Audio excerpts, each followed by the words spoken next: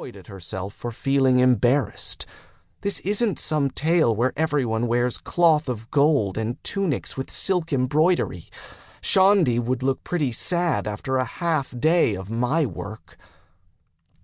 "Keisha, are we going to the market or not?" Shaundi asked impatiently, then screwed up her face in a grimace as a whiff of vinegar reached her. "We're going, though I don't know why you want to go so badly," Keisha replied, hoping she didn't sound as irritated as she felt. "Die," Shaundi replied promptly. "No, thank you. I have too much to do right now," Keisha said impishly, grinning as Shaundi first looked puzzled, then mimed a blow at her for the pun. "You know what I mean," Shaundi giggled. "You never know what the hunters are going to bring in, and I'm still looking for a decent red, one that won't fade the first time someone looks too long at it." She smiled. "You know I need to have you along. After all, you know so much more about these things than I do, and you're better at bargaining. I'd be sure to get cheated, and then you'd be annoyed because you weren't with me to save me from a sharp trader." Keisha's irritation had vanished, as it always did around Shaundi. No one could stay irritated with her sister for long. Shaundi's nature was as sweet as her innocent face, and she played peacemaker to the entire village of Errold's Grove.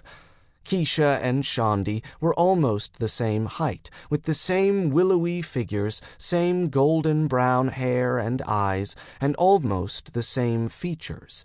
But in all other ways they were as different as if they had come from opposite sides of the world. Sometimes I think when the gods gave out tempers, they gave me all of the thorns and her all the rose petals. You're right, of course, I would be annoyed.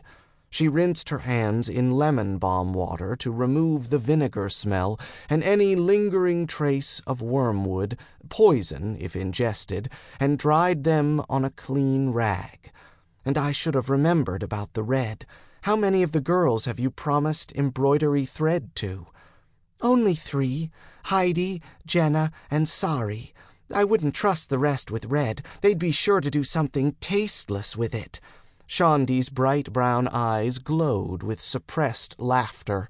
"Ugh, can't you imagine it? Roses the size of cabbages all around the hems of their skirts."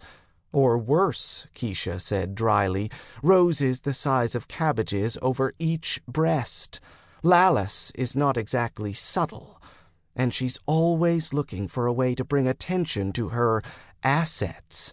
Not that anyone needs help in seeing them. You could hide half the village in that cleavage, and a quarter of the village would be oh so happy to stay there.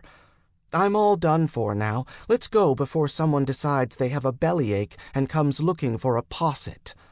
Side by side, Keisha and her sister strolled down a neat, stone-edged path between the houses, heading toward the village square. Once a week, the village of Errold's Grove held a market day, and those from outside the village and no particular interest in seeking further and possibly more lucrative venues took full advantage of it. For some people, it simply wasn't worth the effort to travel long distances just to make more money from their goods. They'd rather that other folk did the traveling and took the extra profit. As had been the case in the past, there were plenty of traders willing to do just that, so the weekly market was usually visited by at least one far traveler from spring to early winter. And 3 of the quarterly fairs, spring equinox, midsummer, and harvest, brought traders in their dozens. Errold's Grove was more prosperous now than it had been in its earlier heyday, with dozens of trappers and dye hunters working the forest and hills. None of them was actually from Errold's Grove. The villagers were still far too wary of the forest to be tempted by the possibility of profit hidden in its depths. But the Hawkbrothers were here now, and to some people their presence meant increased safety, or at least a smaller likelihood of being eaten by misshapen